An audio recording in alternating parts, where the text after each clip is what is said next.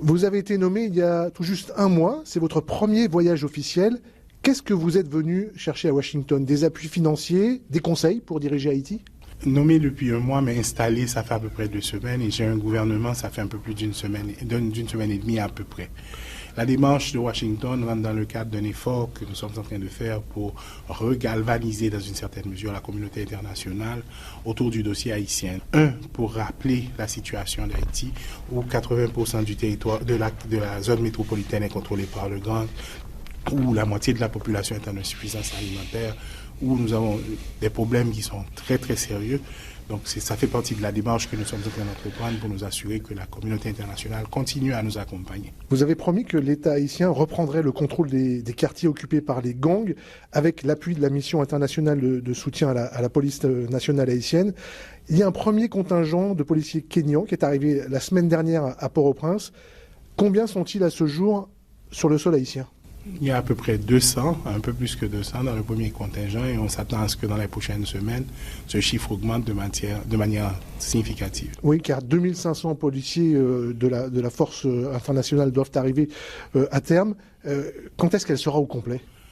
C'est un processus qui est en cours. Je préfère ne pas parler de date exacte, mais ce que je peux vous dire, c'est que les partenaires haïtiens sont très engagés et ils sont en train de prendre toutes les dispositions pour que ça se fasse le plus rapidement que possible. Oui, il y a des problèmes logistiques, des problèmes de logement notamment pour ces policiers kényans. Ce genre d'opération en général, il y a toujours énormément de choses que nous devons résoudre, mais ce que moi j'ai vu et ce qu'on a compris dans les conversations que nous avons avec nos partenaires, c'est qu'ils comprennent bien l'urgence et ils se sont très engagés à pouvoir offrir le support et l'appui qu'il faut pour que ça se concrétise. Pour l'heure, ces policiers kényans notamment font quelques patrouilles, mais il n'y a pas d'opération d'envergure. Quand est-ce que cette force va commencer réellement à remplir ses missions ?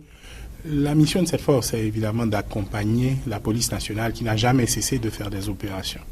Donc le lead dans la reprise de ces territoires qui sont aujourd'hui occupés par les gangs, ça sera toujours la police et l'armée d'Haïti. Donc c'est nous qui allons décider à quel moment, dans quel contexte et comment cet accompagnement sera nécessaire ou à une valeur ajoutée. Évidemment, nous allons discuter avec eux pour voir comment est-ce qu'ils vont pouvoir nous aider. 2500 hommes pour appuyer une police qui est en sous-effectif. En face, on estime qu'il y a plusieurs milliers de membres des gangs. Est-ce que c'est suffisamment dimensionné? Je pense qu'il y a 3 considérations. La première, c'est que la sécurité, c'est pas seulement une affaire de police, c'est une intervention qui doit être beaucoup plus complète et le succès de l'opération ne peut que se matérialiser. La pérennité de l'intervention ne pourra se matérialiser que lorsqu'on aura pleinement réconcilié la police avec la communauté. Donc nous, quand on envisage les efforts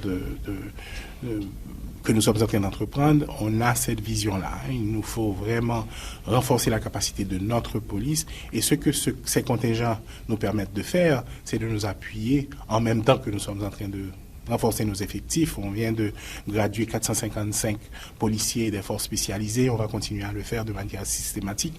Donc, c'est pas une fin, l'accompagnement de la mission. C'est surtout, si vous voulez, un accompagnement bien spécifique et limité dans le temps, on l'espère, qui nous donne l'espace qu'il nous faut pour renforcer nos propres capacités.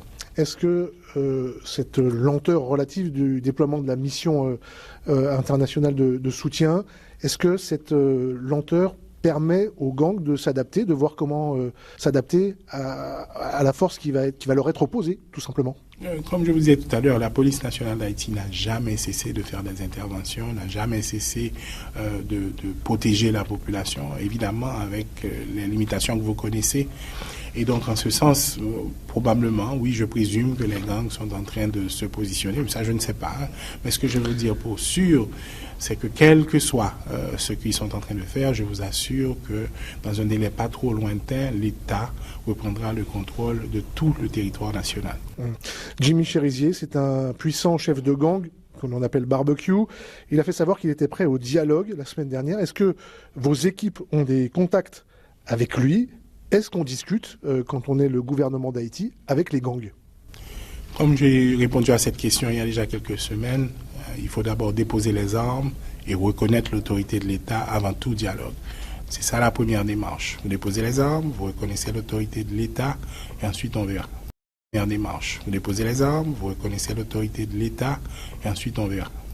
Au-delà de la sécurisation du pays, l'économie, le système de santé sont à terre en Haïti, n'existent pratiquement plus.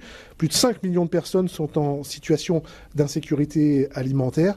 Comment est-ce que votre gouvernement compte répondre à ces urgences? Quelles priorités vous définissez? Le gouvernement de transition est en place sur la base d'un accord qui est l'accord du 3 avril et qui définit clairement les grands axes d'intervention et les priorités. Évidemment, il y a la sécurité, il y a la crise humanitaire, il y a les problèmes de corruption, entre autres, et certainement les élections. Nous venons de terminer 2 jours de retraite où les différents ministères ont complété des feuilles de route qui identifient très clairement comment nous allons avancer vers ces différentes priorités de manière organisée.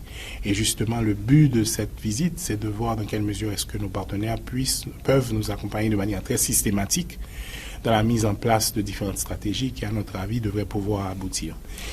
Je dois vous dire que, en fait, ce qui nous donne beaucoup d'espoir, c'est que au cours de ces dernières semaines, les partis politiques qui en général ne s'entendent pas ont pu arriver à un consensus pour construire un système de gouvernance qui a avec maintenant un conseil présidentiel de 9 membres. Ces 9 membres ont pu s'entendre sur un premier ministre. Nous avons pu mettre en place un gouvernement en 7 jours. La force est arrivée, la population a accepté plus ou moins cette formule transitoire. Donc moi, ça me donne beaucoup, et la communauté internationale est très mobilisée, beaucoup plus qu'elle ne l'était il y a quelques mois. Donc je suis assez confiant qu'avec cet accompagnement, nous devons pouvoir réussir. Vous avez, Gary Coney, passé plusieurs années à l'étranger, comme dans la coopération internationale avec les Nations Unies notamment.